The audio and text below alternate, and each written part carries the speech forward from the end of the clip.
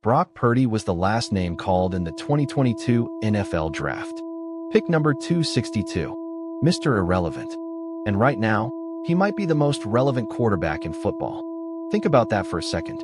Every single NFL franchise passed on this guy. Some of them passed on him twice. 3 times. He sat there in the green room at Iowa State watching name after name get called, round after round ticking by. And when his phone finally rang, it was the San Francisco 49ers telling him he was the last man standing. The final pick. The one nobody wanted. He walked into a quarterback room behind Trey Lance and Jimmy Garoppolo, 2 guys the franchise had invested serious draft capital and serious money in. Purdy was the afterthought. The third stringer. The guy who carries a clipboard and maybe gets a few snaps in the preseason. Nobody was building an offense around Brock Purdy. Nobody was even talking about Brock Purdy. And then football happened the way football always does. Lance went down. Garoppolo went down. And suddenly the kid from Chandler, Arizona, the guy who set records at Iowa State, but still could not get drafted until the roster was basically full, walked into a huddle full of all pros and future Hall of Famers and did something nobody saw coming. He won. And then he kept winning. Before you scroll, watch this. What makes Purdy different is not his arm. It is not his legs. It is not some freakish measurable that had scouts drooling at the combine. He did not run a 4.3 40. He does not throw the ball 80 yards. What Purdy does is something you cannot teach and you cannot measure. He processes. He sees the field like a 10-year veteran. He makes the right read.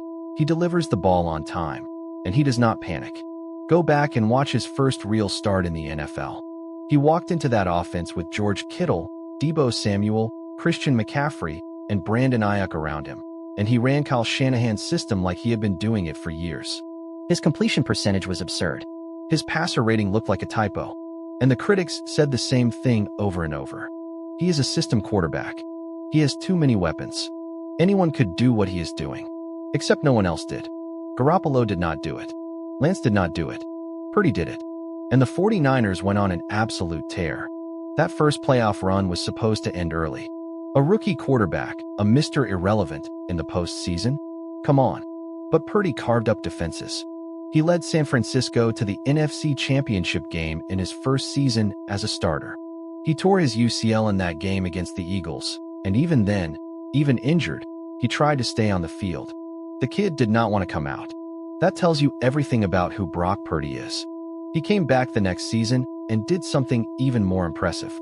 He took the 49ers all the way to Super Bowl 58 against Patrick Mahomes and the Kansas City Chiefs. San Francisco had that game. They were up 10 points in the second half, and they let it slip. Overtime. Loss. The kind of loss that can break a young quarterback. The kind of loss that makes you wonder if the window is closing. But here is what nobody is talking about enough. Purdy did not break. He came back hungry. He came back sharper. His decision-making got tighter. His pocket presence got better. He stopped being the guy who benefited from the system and started being the guy who made the system go. There is a difference. A big one.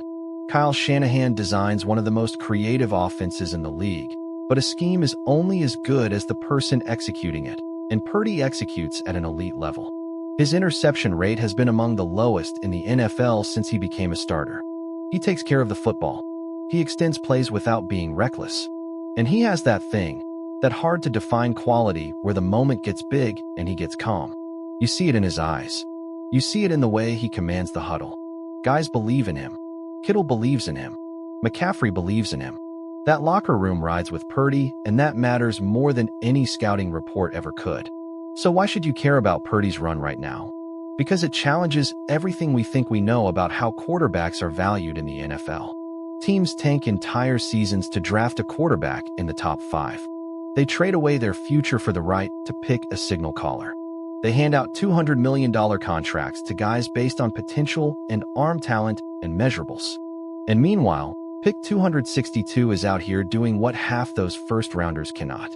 He is winning games, making big throws in big moments, and leading a legitimate contender. If Purdy had been drafted first overall with all the same production, we would be calling him a future Hall of Famer. But because he was the last pick, there is always an asterisk. There is always a but. That is not analysis. That is bias. Honestly, I think Purdy is a top 5 quarterback in the NFL right now, and I do not think that is a hot take anymore. I think it is just the truth. The league spent decades telling us you need a prototype. You need 6'5", you need a cannon arm, you need a first-round pedigree. Purdy is 6'1". He was the last pick in his draft class. And he is outplaying guys who were supposed to be franchise saviors. At some point, we have to stop qualifying his success and just call it what it is. The man is a baller. He has taken San Francisco to the biggest stage in the sport. He has gone toe-to-toe with Mahomes on the biggest night of the year. He does not flinch. The draft slot does not define the player. The player defines the player. And Purdy has defined himself as one of the best in the game. Mr. Irrelevant turned out to be the most relevant quarterback in the entire draft. That is not a fluke. That is not a system. That is Brock Purdy. So where do you rank him? Top 5? Top 10? Or are you still making excuses? Drop it in the comments because I know some of you are not ready for this conversation. Subscribe for more mind-blowing content.